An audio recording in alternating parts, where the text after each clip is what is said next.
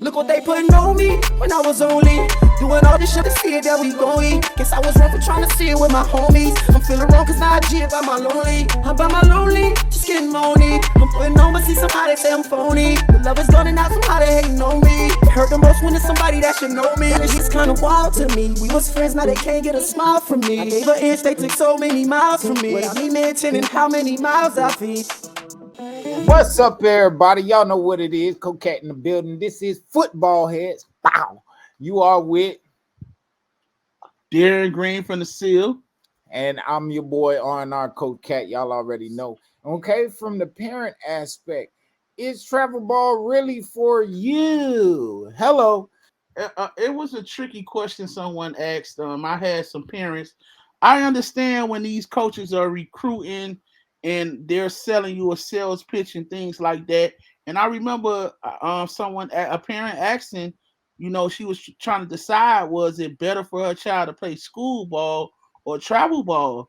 And the coach who wanted them for travel ball was letting the parent know that, if you go on the road and you play national ball, you would get more exposure. While he might be right on that front, but at the same time, you aren't right, because exposure, it comes with how you handle things as a parent. As a parent, it's ways you can get your child seen without playing on a national scene. Yes. First of all, you have to go where some of these people are. I mean, attend a combine or a camp or something like that. Even some of these all-star games that they have, but you got to make sure it's reputable and not just any game. National ball is definitely great for exposure and things of that nature. But the thing that kind of you get lost in is, we don't know if that'll be a good experience with travel ball, because with a lot of these travel ball teams, they're loading up on so much talent that your kid may not fit right in with what they're doing, and then it becomes a waste of a year or something like that. So, at the end of the day, you never know how it's going to turn out. But one thing about middle school ball, you may don't play the top competition, but if you look that dominant, somebody's going to find out about you eventually. And like I always tell parents all the time, trust the process. Trust things that you can control. So if you want your son seen, you have to make sure he's in the places that the right people can see him. So exposure is all in how that parent does his research and how much homework that parent does. Does national ball get you more exposure? Yeah, because all the cameras are around these big matchups, but not all the time that those changes of joining the national travel team works out for the kids. I've seen a lot of kids on a lot of teams playing out of place that they used to be the man, and they're not even seeing the position that people was high on them at. They're playing something else. So it's like, wow, like if that travel team don't think of him as a running back, then like, is he really a running back? What does that say about him? Because it's a gift and a curse playing on the travel team, is what I'm saying. Yeah, can it all turn out good and you get all the praise? Yes, but it don't always end that way. You got to know the pros and cons of it. Okay. We were really supposed to be talking about the travel and expenses of travel ball in itself, as far as for a parent. But I'll go ahead and touch on that aspect as well. Um, just basically, the question is basically from your aspect, from the parent, is travel ball the only way you can get exposure for the most part? Um, no, it's not the only way you can get exposure. All right. Travel ball, the main reason why you get exposure from travel ball is because of the level of competition. And there usually are bigger, faster, stronger kids that are out there, and you get that recommend. I mean, not you get the accreditation of just playing against those kids. But at the same time, if a kid is in his own backyard, all he needs is a cameraman. I will repeat that. If a kid is in his backyard, all he needs is a cameraman. At the end of the day, we have opened up the submission and nomination forms for athletes from all over to be able to have the opportunity to submit their footage and get that exposure just from where you are. It doesn't matter if you're playing against Jims and Joes or whatever. If you fill out that form, you're in there. At least you can get evaluated. But again, if you don't have the footage, how can we certify you? Your film speaks 1,000 words. Your film speaks 1,000 words where I don't have to argue. Your daddy and your mama don't have to. I can't argue with film. I can argue with your daddy and mama all day, all day about the kids that I've seen. Okay. But if you are a kid that has film, has footage, please make sure that you submit that nomination form because it is an opportunity to be seen. Okay. Beyond that, camps. The importance of camps is crazy. Because think of this, all right, during the season, myself, I have different teams that are booking myself as well as my team and they're taking our attention during season. Okay. But at the camp, and even let's say if you are a team that booked me, right? We go to your team, but that means that there's a whole bunch of other teams that are not getting the exposure, all right, or other athletes that's not getting the exposure.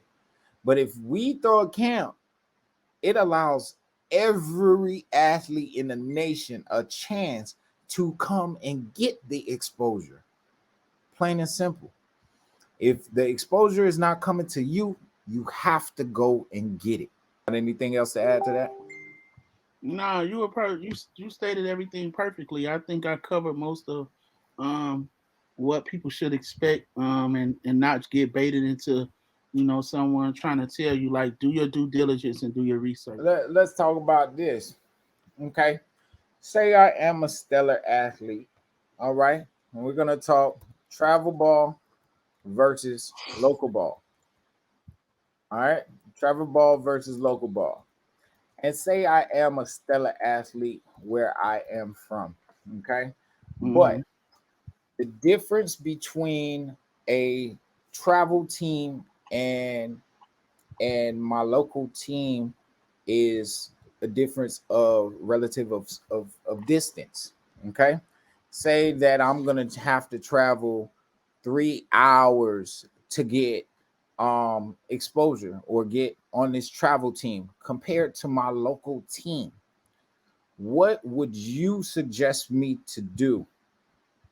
It depends on what grade you in. Like I tell people. All right, let me give you the scenario. Where and say I'm in the 7th grade. Say I'm in the 8th grade. Say I'm in the 8th grade, 7th or 8th grade. Honestly, I don't believe in. I believe in preparation and practice. I mean, if you aren't going to be able to perform at the best of your ability if you don't get practice. You get better in practice more than you do in game because you're learning more about what the coaches expect of you and what they expect and what to see. So practice makes perfect. Like if you're not able there to practice, how can I trust you in the game with schemes with kids who already stay in that area? And I think that, traveling, I think that's where a lot of these playbooks get shrunk because they have so many different kids coming from so many different backgrounds that they can't make it every week. Like all it takes is, man, I can't, I got caught up this day and you ain't get on the road right and you mess around, it's an accident. Now all the traffic backed up. Like there's so many things to go wrong. And like when you can control your own destiny, like at the end of the day, football is about development, and you want your kids to develop and not be pressured to compete with people and they don't have enough time to learn all the things that the people already there can. It's crazy. I just want these kids to focus on them and have your parents focus on everything else. I mean, you got college camps, you got Under Armour camps. Like these are things where you can be highlighted at. You also got our R&R Top 100 camps that you can be recognized at. And just like Kat says, film. And make sure you get the right film guy, because people be having film that they be like, he did this, but he's in the wrong angle. I mean, I tell Kat this all the time. We might have to start giving out tutorials on how to record. Yeah. Hello. I've given out tutorials myself. Anyway, I'm gonna touch on it from a different aspect. Okay, you're an athlete that's coming from afar, and I'm an athlete who's been here at this same team for the longest and playing and trying to work my way up this depth chart, and you coming out of nowhere and expecting to get the opportunities over me ain't happening. Because as a coach, right? Mm-hmm. I ain't even just as a coach, as a job, even if it was a regular job, you're not going back to a job that you're not getting paid at. Correct? True. If I'm putting in work every single day at practice, if I'm putting in work I was here in the off season. I was here last year. I actually was here and built the foundation of this program that's here now. The whole reason why want to come over here. Mm-hmm. And coach is more familiar with me as well.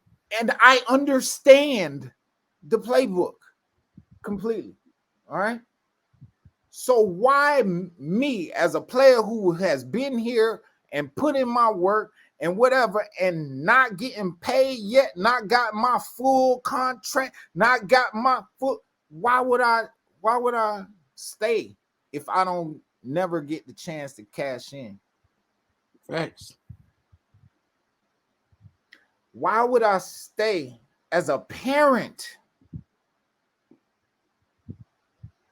I'm gonna tell y'all now, a lot of parents allow the glitz and glamour to hinder their child's development because they want the glitz and glamour over actually getting reps. I'm gonna tell you this, y'all. You could be on the national team, but if you don't get reps, it don't mean nothing. Facts. Reps is king. Experience is king.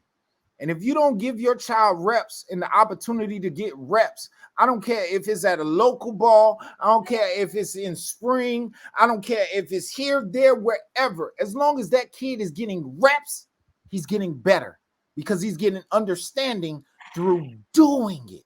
See somebody say I'm phony. The love is gone and now somebody hating on me. It hurt the most when it's somebody that should know me. It's kind of wild to me.